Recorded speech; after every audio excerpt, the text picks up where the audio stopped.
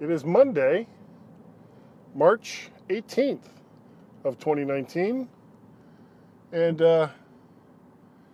it has been a long time since I've done a guy's daily drive, but I've got a really good reason. I'll tell you about it in just a second.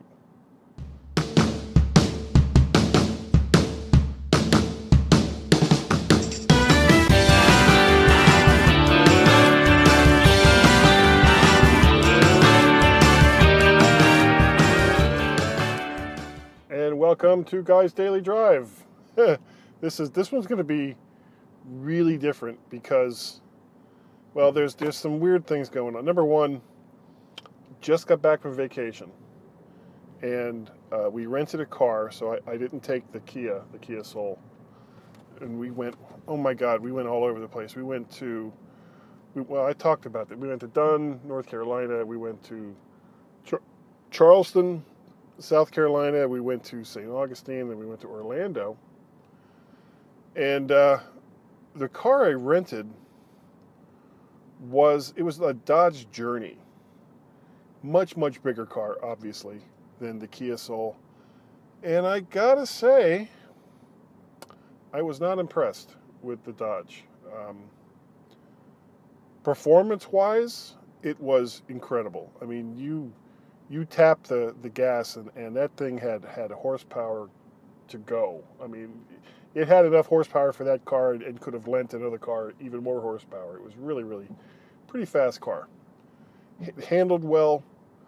It was the fit and finish of the car that was the problem. The seats were relatively comfortable, but they didn't really go back far enough, especially for somebody my size. And it didn't go down far enough, especially for somebody that's my size. And, that was a little bit off-putting to start with. And then there was the center console. They had this huge display in the center of the console, probably 6 to 7 inches. I mean, really, really good sized. And it had all kinds of doodads. You could control the climate from it. You could do all kinds of things. And it was overcomplicated, and it didn't do the things that, quite honestly, with a display that size, that it should have. It didn't have navigation. It didn't have an easy way to directly connect a phone via a USB cable. That never really worked that well. So we connected it up via Bluetooth.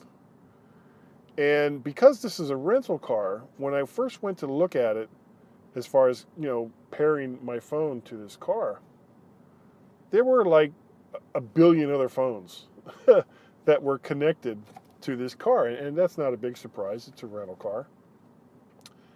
And I couldn't, for the life of me, figure out, well, how do I take these other phones out? I mean, there really wasn't any reason to have all of these phones on this device. There just wasn't any reason for it. And I could not figure out how to get all those other phones off. So I finally gave up and said, you know what, I'll just pair my phone to it. And I did. Except it didn't always work. And, it's like Bluetooth has been around for a really, really long time. It's been in cars for a really, really long time. Shouldn't be that hard to figure out. But sometimes it would work, sometimes it wouldn't work. Almost every single time I got into the car and started it up, I had to go to the selection for Bluetooth. And, the phone was still there, it was still listed there, but I had to hit the button to make it pair up. And sometimes it would work, sometimes it wouldn't work.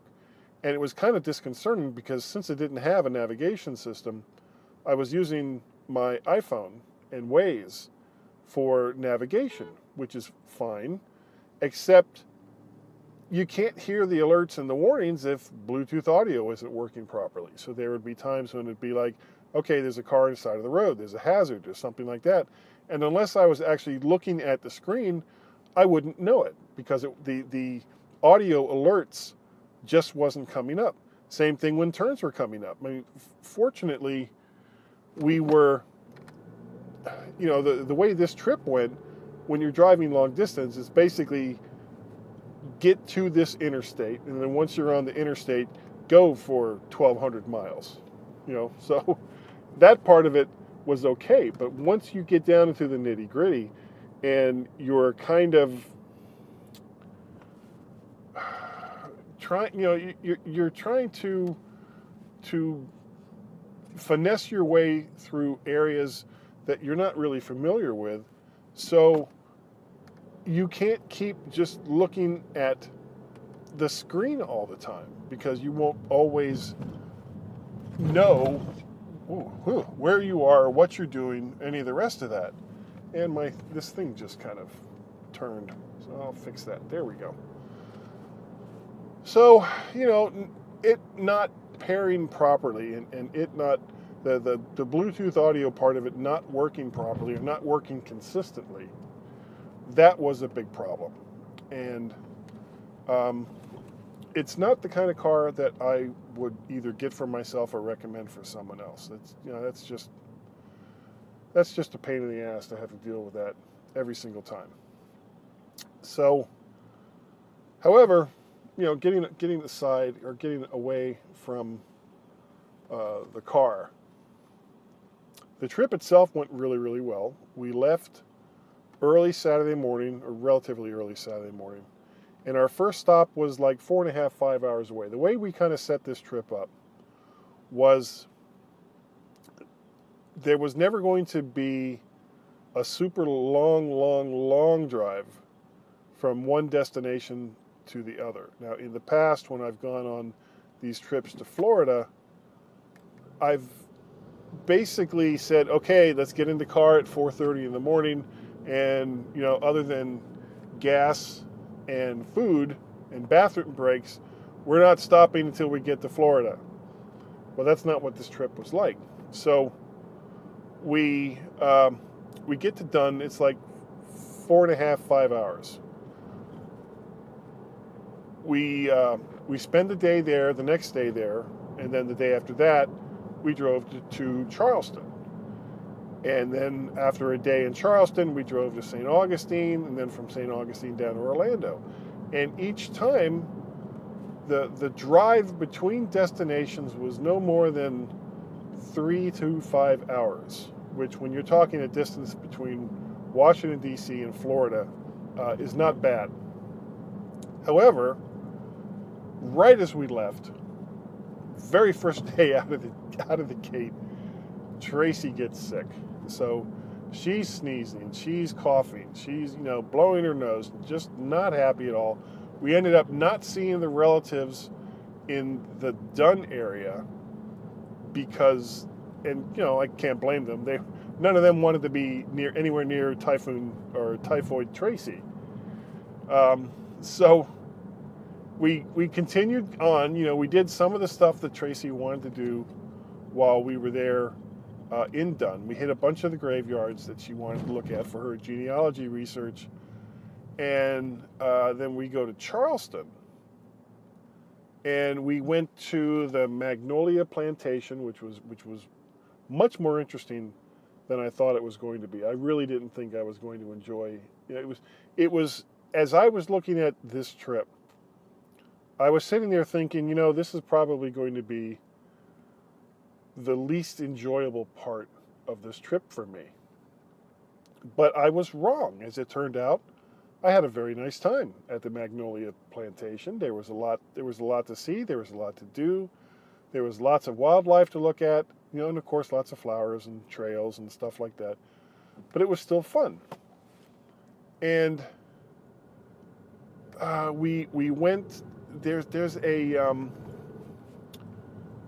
an old jail in Charleston, and they do ghost tours there. So at the end of our full day there in Charleston, we went and did the ghost tour at this old jail. And it was, it's like about an hour to do the tour. And that was fun. The guy that we had that was doing the tour was lively. He told good stories. And, if you've never done ghost tours, you kind of have to go into them with a grain of salt, because not all the stories are going to be true. Not all the stories are going to be based on fact. Not all the stories are going to be 100% without question. This is exactly the way it happened without any embellishment whatsoever. That's not the way it works. But it was still a lot of fun. And, we've done these ghost tours before. We had such a good time. We get to St. Augustine. Tracy's starting to feel better, which is good. Unfortunately, I'm now getting sick, which is bad. And it kind of spoiled the latter part of the trip, especially the part that I was the most looking forward to, which was being down in Florida. But what can you do? You're with someone who is sick 24 hours a day. Chances are you're going to get sick too. And I did. So we dealt with it. The final part of the entire extravaganza was down in Orlando. And we went to my nephew Jeff's home in Flagler. And he has got, oh my God, it's this incredible home. It's like 11 bedrooms and 12 bathrooms that he got at this crazy, crazy price. And it's such a beautiful home. And he hosted us for dinner along with my brother and his wife and all of Jeff's kids, and my nephew Bill, who he will come up in a second, his son Brandon. And a good time was had by all. The food was fantastic that Jeff's wife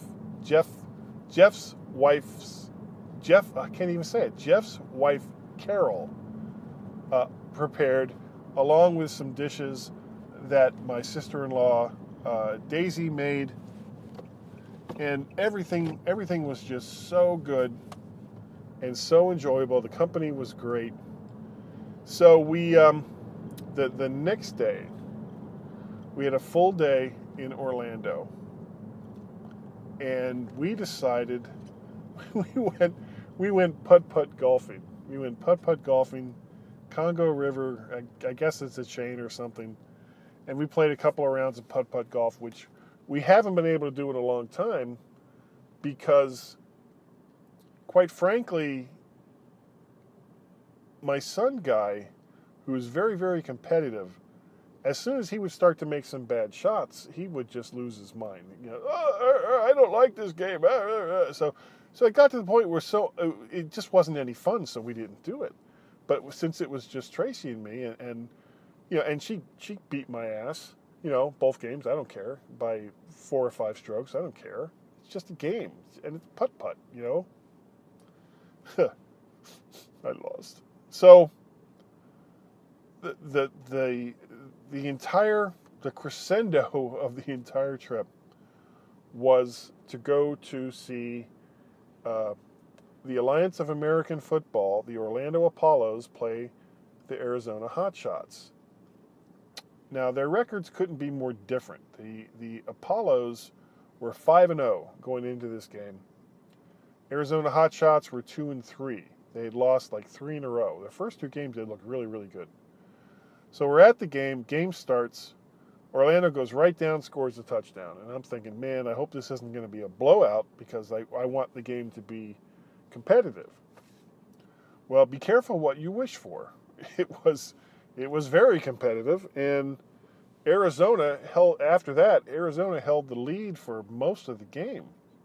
Orlando went ahead briefly in the fourth quarter, and then Arizona came back, scored a touchdown, and it got down to near the end, and Orlando had to score a touchdown in order to not even really, it wasn't a matter of tying the game, but to win the game, they had to score a touchdown. And they're driving, everything's looking good. And their quarterback, Gilbert, throws an interception. And as soon as that happened, a whole bunch of people just kind of got up and left. But you know what? I drove all the way from D.C. to see this game. So it was like, no, we're going to stay until the final ticks of the clock. And then it got really exciting because Orlando's defense held them, and they got the ball back with about a minute to play. And they're going, and they got all the way down to, it was like the 25, 30 yard line. And they were going up real quick because there wasn't much time left and they had no timeouts. They were going to spike the ball. And there was only, I think, like 8 seconds left on the clock. So they go up to spike the ball, but somebody on the offensive line moved. Penalty, false start, automatic 10-second runoff, and that was the end of the game. So they lost. So I drove all the way down to Orlando to see this game, and they lost the game. Their first loss of the season after I drove 1,200 miles or however far it was to watch them play. I was like, damn it. So, I mean, it was still fun. It was a good game. And, you know, congrats to the hotshots, the bastards. And then we had the long drive home. We got up Sunday morning. The game was Saturday night. We got up Sunday morning. And the goal was to get all the way back to Dunn so that we could at least see some of the relatives that we weren't able to see because Tracy was sick. And we did it. We got all the way from Orlando to Dunn, had dinner with a couple of Tracy's relatives, her aunt and her aunt's daughter. And it was a really nice dinner. It's always great to see Barbara and Teresa. And then we were pretty tired after the drive. We met them again this morning at this place called Triangle Waffle. And if you're ever driving through North Carolina, except on Sundays and except after about 3 p.m., there's a place, exit 72, called Triangle Waffle. And the food is good. The people that work there are real nice, and I'll give them a plug. So anytime that we're in that area and it's convenient for us to go there, we do. So then today we get up and basically finish the drive. Got all the way, we emptied the car out and I drove it back to the rental car place. And I don't know what was going through my head, but I forgot to fill up the car before I brought it back. And fortunately, I remembered before I turned everything in. So I had to get back in the car, drive over to a gas station, fill it up, and then come back again. Because, this is one of the gotchas for the rental car companies. If you bring it up and it's not full, well, they fill it up and the charge that they put on, or how much that they charge for gasoline for them to fill up, is about twice what the average price at the pump is. So you make sure you always bring that car filled up. Oh, and then on top of charging you double for gas,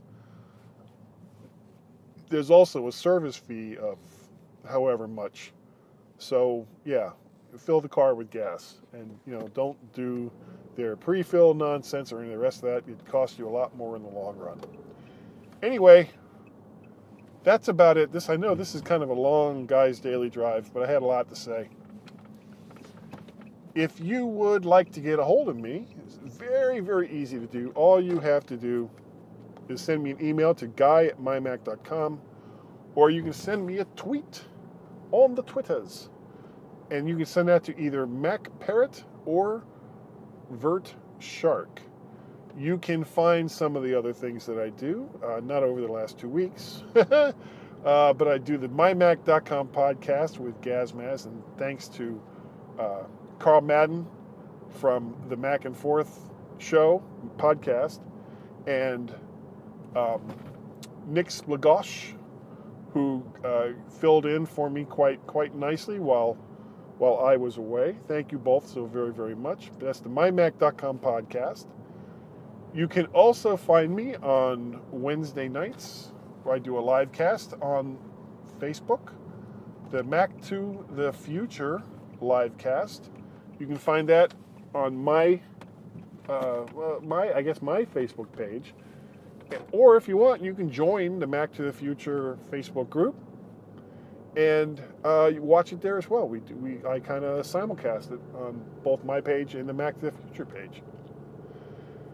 What else? Oh, if you'd like to help support the things that I do, I have a Patreon page, patreon.com/MacParrot, or I have a coffee page, ko-fi.com/MacParrot. And donating to either one of those would be greatly appreciated. It helps pay for some of the crazy things that I do, and I really, really do appreciate it if you do. But I also appreciate the fact that you have taken the time to download and listen and or watch Guy's Daily Drive. And I'm sure I will get some more out real soon. Thanks for watching. We'll see you next time, right here on Guy's Daily Drive.